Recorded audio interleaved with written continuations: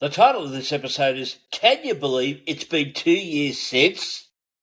I'll complete that statement on the run home to this show, so please stick around. Now please remember to like, subscribe, share, and hit the notification dinger so you know when new stuff is up and about. When the new stuff is up and about.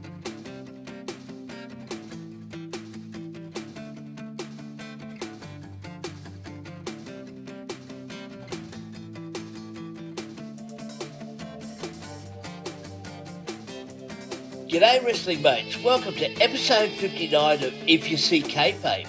I'm your wrestling mate from down under, I'm Southern Joe. So before we get to the run home of this show, I'd like to share some thoughts in response to what has been my most watched episode at the time of this recording. Now that is episode 55, where the question was asked, what would happen if kayfabe never existed? Now, this approach was from two aspects. Firstly, what if every match was real and not predetermined? And also, what if the veil of secrecy wasn't there in the first place and people knew it was a work all along? Just like how people know that movies are a work, but still suspend their disbelief for the period of time that they are watching that movie. So let's go to the comments. Now what I'll do is I'll just get to share the screen with you. Bear with me for 2 seconds. I'm going to do this all sort of live and away we go type thing. All right, so now I'll do them in the order that I want to, in order of what fits the narrative best. Now, the first one I wanted to address was at the Real Country Boys. Thank you for your feedback there.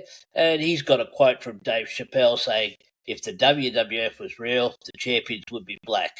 And that's obviously a dig at the old-fashioned thing about how white Americans brought along Africans to breed together to create like super athletes to win all the different championships. And it also sort of was a dig at that old movie with Woody Harrelson and the other fella whose name escapes me at the moment. White Man Can't Jump. It's also got that Rothy Perez who says, she was in that episode was Fraser going, yeah, everything is super. My name is Alphabet. All right. Yeah, look it up, folks. Shante. The other one, at Peter Von Stammer 7859, your microphone needs work, and I totally agree with that. There's some shocking microphone things I couldn't do anything about. So look what I've got. Nice little thing. That's from JCar Electronics. That actually became in exchange for a webcam that was supposed to be 4K, but it was darker than the thing that I used to use, which was basically lucky if it was 1080p. So thank you for your feedback on that. But one of the best ones, at Tim Frederick 9305, I do this bit by bit because he does encapsulate everything pretty well. He says, I don't think wrestling, if it was a shoot, would be as exciting and entertainment as it is now. And I agree with that because if people were there just to win, some matches would just degenerate into like a grappling match. Like sometimes you see UFC matches. I don't watch much UFC or boxing. When I do see it, though, very rarely are they exciting like what they're made out to be. A lot of times they're just on the ground trying to get position and so forth. Nor could kayfabe be protected today. Now, I think that's a true statement because as we've wised up, I think someone would have let the cat out of the bag if it wasn't Vince McMahon. Vince McMahon at least had his reason to do it as far as not wanting to pay the athletic commissions anymore. I think it became popular because it's continuing on with Tim Frederick here. I think it became popular because a lot of people believed it was at least partially real, if not totally real. But people wised up as time went by, and that's a very true thing. When I was a kid, I'd go see them at the shopping centres, or you Americans would call shopping malls. The guys were really thick-skinned and seemed to take whatever body slam or punch or kick, seemed to take it, and you really believe that they were built for it. Like some guys, even some guys now I see, I'm amazed that they can take the bumps they take. There's a couple of guys I see locally that they're just amazing in the bumps they take for the size that they are, and they take them safely and cleanly. So much credit to them. And that goes on to here, where it says, as time went by, fans respected the business and realised that even though it was a work, not everyone could do it. And that's really true because the amount of training you see, and I've seen the training videos, and I've talked to some of them wrestling mates in Alpha Pro Wrestling, and the amount of training they do, even to this day, it's incredible.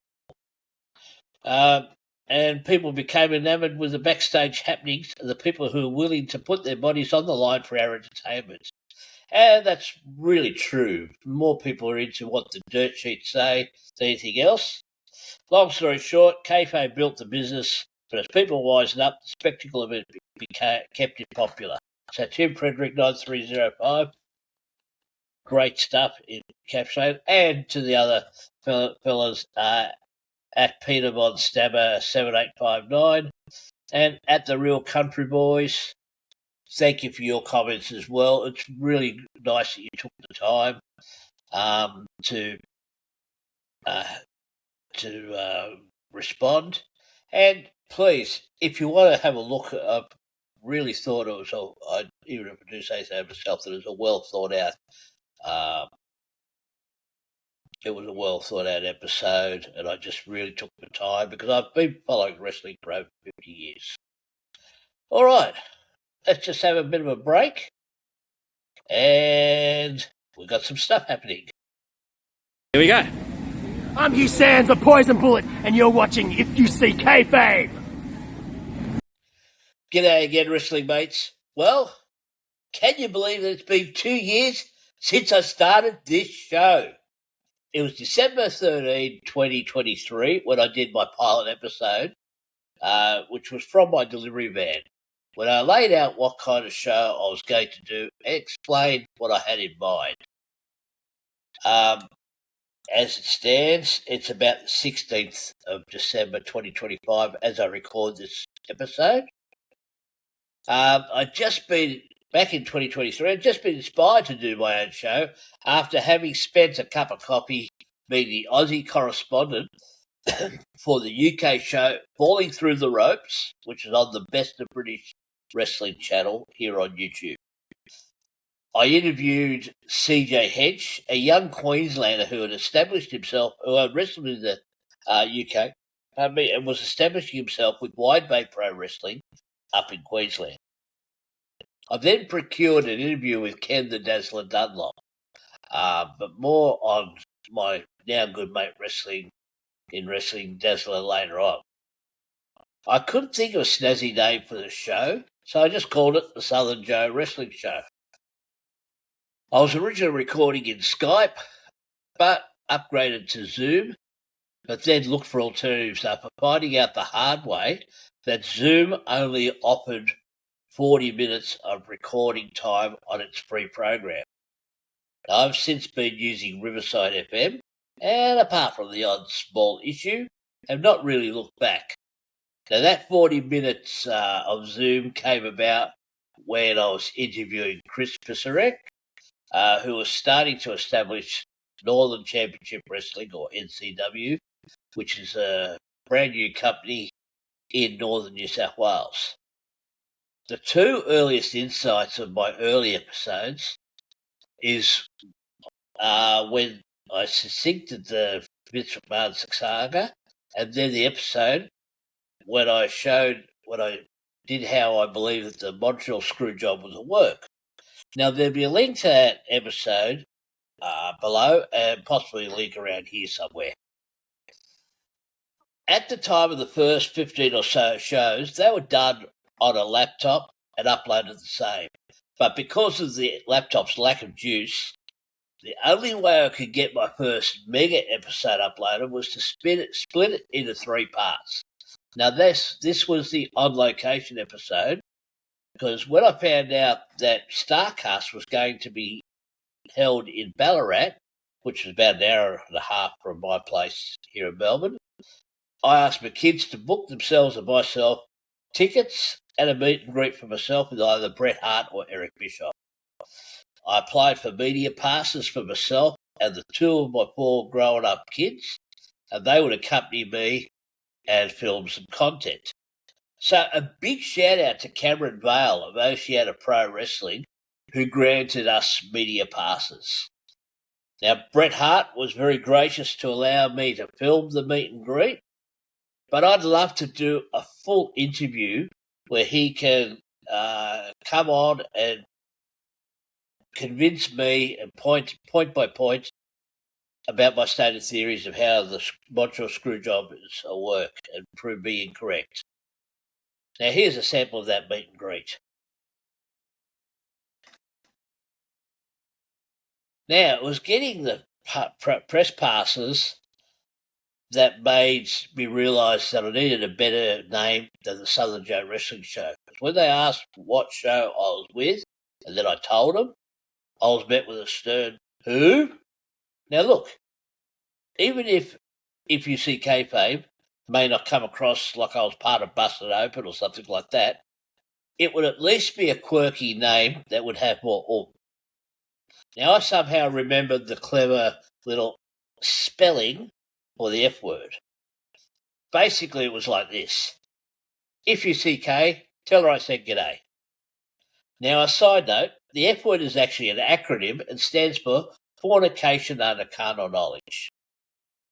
So saying that became If You See Kayfabe, with the irony being that I avoid swearing, even though in real life I can swear in at least 4 different languages. But here I'd rather have the best chance of not being censored. Now, my logo has evolved as well. The OG logo was a sort of starry night with a background. It looked nice, but also looked like something a small child's first project would look like. It was once I got the new name that I had another little funky fonted logo with a cartoon lucha flying through the air. The saving grace of that was that it left plenty of room for titling. After trying a series of frames for thumbnails, after some more thought, I then decided I wanted a silhouette of my face and mullet, goatee and all. This was inspired by the corny face t-shirt, which you can see here. I couldn't get that look right, so I went for a cartoon version of my face that peered over the horizon. Well, sort of. I also fiddled with a title belt. That's a logo that just didn't feel right. The closest thing that I felt right was a little cartoon of myself that my daughter had created from an app on her phone. But now, for the first time, here is what I reckon will be my official logo. Tell me what you think of it. Now, a whole heap of work went into the making of this, and a mega heartfelt thank you to my beautiful wife, Adriana, for your help and input on this logo. Now, my favourite part of this show has definitely been doing the interviews. Even as small as this show is at this point in time, compared to some other shows, I'm truly humbled and amazed at the scope of guests that I've had the absolute pleasure of interviewing. Now, here's a special package of the interviews that I have done in both names of this show.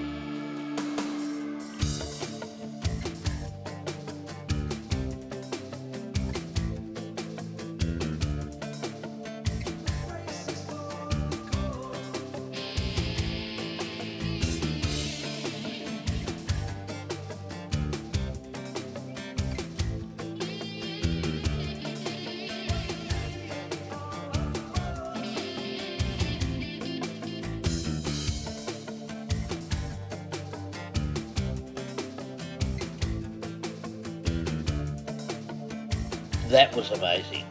By the way, if you're a male wrestler or manager, rep, writer, columnist, podcaster, or whatever, and want to sit down and have a very unique interview, please contact me. Now, some of the folk I interviewed I knew very little about, but I like learning about them just like you guys learn about it. Special thank you to some of the folks that have helped along the way. The aforementioned Ken the Dazzler Dunlop. I really enjoyed us getting together for coffee and cake when you're down here in Melbourne. That was very special, even though we forgot to take photos of it. And some of the stories you share with me that I can't really divulge to anyone else. They're amazing. Mike Manson, thank you for your support with from Alpha Pro Wrestling. If you get to see Alpha Pro Wrestling, go see them. They're at Sunbury on Saturday, December 20 at the Memorial Hall. That starts at 7 p.m. and they're doing their energy show at midday, but I'm going to miss the energy show. And also too, Matty Wild, thank you for the last ever interview that I was able to conduct with your good self. Thank you also to Evan Ginsberg, who's been able to interview twice, and he was great after the first interview. Well, we pressed stop. We talked for another hour, just going on with stuff, everyday stuff as well as wrestling. He's amazing for someone who's done so much. I've never spoken with anyone that's been involved in an Academy Award nominated movie. And I tell everyone about that because it's almost big noting myself. Oh, look, it's a lot of fun doing the show. A lot of good hard work, and I'm learning heaps and heaps. A big thank you for all those folk that have watched and subscribed. A big thank you to people who have left comments like the ones we've seen on that Kayfabe show. Also, big thank you to those who have accepted my shares and reshared on Facebook. Especially, got to say, some of my best supporters on that is Lazar Johnson. Also, History of Victorian Pro Wrestling, and also the In-Ring Podcast. They've always given me a shout out on their show. That's Kevin Kelly and Casey Thompson. Both of you saw in that montage and were extra special guests. Oh, until episode 60, this is your wrestling mate from down under, Southern Joe, and this is Hooroo. Going to be a lot of episode editing there.